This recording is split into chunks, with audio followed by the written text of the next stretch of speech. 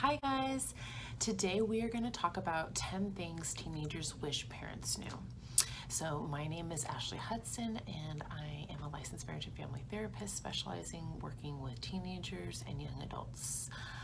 So I'm excited to talk about this today. It's a little different than before, but I've had 11 years working with teenagers and young adults, and I've kind of comprised a long list of things that teenagers wish their parents knew. So I've cut it down, but here's some big ones, and I think just listening over these might be a little helpful for you guys. So first one I want to go over today is their room is their safe haven. And I think this is really important because sometimes parents think like, why are teenagers always in their room?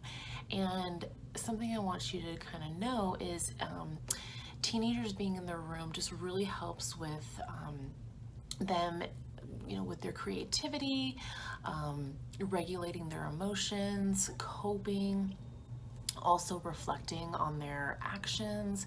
And so their room is their safe haven, their safety net. It's their place where they can have some privacy, be independent, and just really kind of work things out. And so that's something too, is just kind of remember and put in the back of your head when you're kind of thinking like, why is my teen always in their room? Number two, teens worry about disappointing you as parents and meeting your expectations. So that's something too I want you to remember is, it's healthy to have a little bit where the teenager, is kind of a little worried about what you might think and not wanting to disappoint you. But also, if they are so worried, there might be some messages there where they might feel like love is conditional. Where, hey, if I disappoint mom or dad, they might move away from me, they might push away from me, maybe they might not love me. So something just to be kind of aware is, like I said, it's healthy to have a little bit where they kind of fear you a little bit, or they don't want to disappoint you, but also too is just kind of be aware that it's not, they don't think that love is conditional. The next thing is their accomplishments don't equal their self-worth.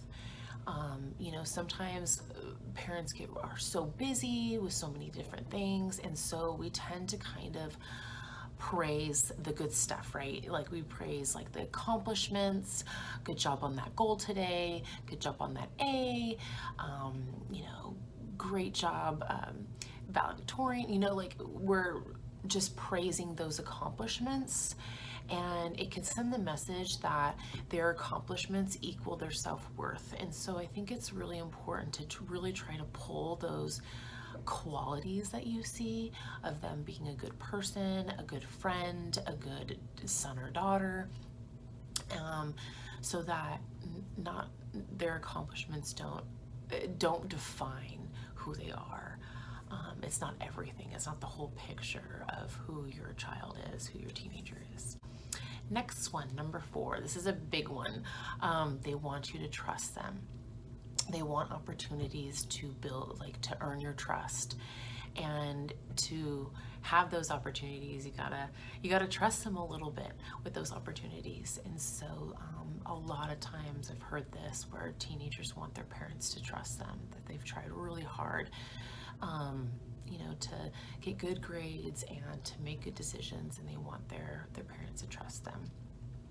Next one, number 5, they want you to be interested in them. Interested in the whole package, which means, interested in if they play video games, to get interested in that.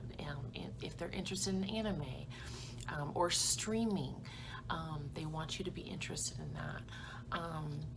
Interested in everything they like. So I think that's really important as parents, and even though there might be a couple things you might not totally agree with, it's important to try and be interested in it. Ask questions. Hey, how are those friends doing? And you might not totally, agree on their friend choice, but it's important to still be interested in those stuff. Next one, number 6.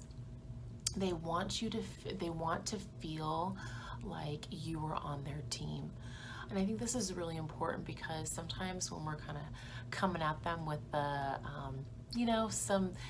a big conversation, a big talk, they want to feel like you are on their team. And so I think it's important that before you come out of the gate with criticism, or you're coming right out of the door with some constructive feedback. I think it's important to make sure that they feel you are on their team first, that you understand their feelings, you understand where they're coming from, you get it. And it can be like, yeah, I would have probably done that same thing. But then, when things have kind of settled down the conversation, it's good to then go like, hey, you know what? Is there anything you could have done a little differently with that? I think that's really important to make them feel like, you're on their team and they're a teammate. Next one, number 7.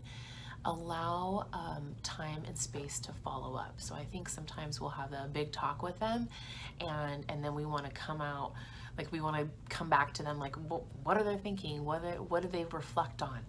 And I think too is just giving them a little bit more space and a lot more time to reflect and to think, and to regulate also as well.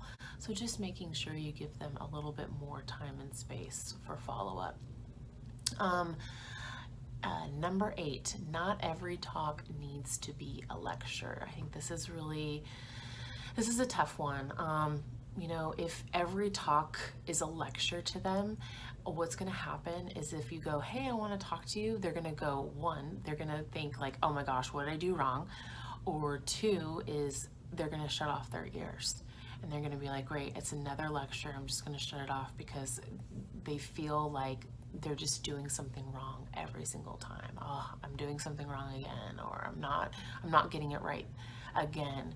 And so I think it's really important that not every talk with them needs to be a lecture, and to kind of pick your battles. There's definitely going to be times where there needs to be a lecture, and so I want you to just kind of take a step back and kind of think like, is this a talk for a lecture, or did the natural consequences really do a good job?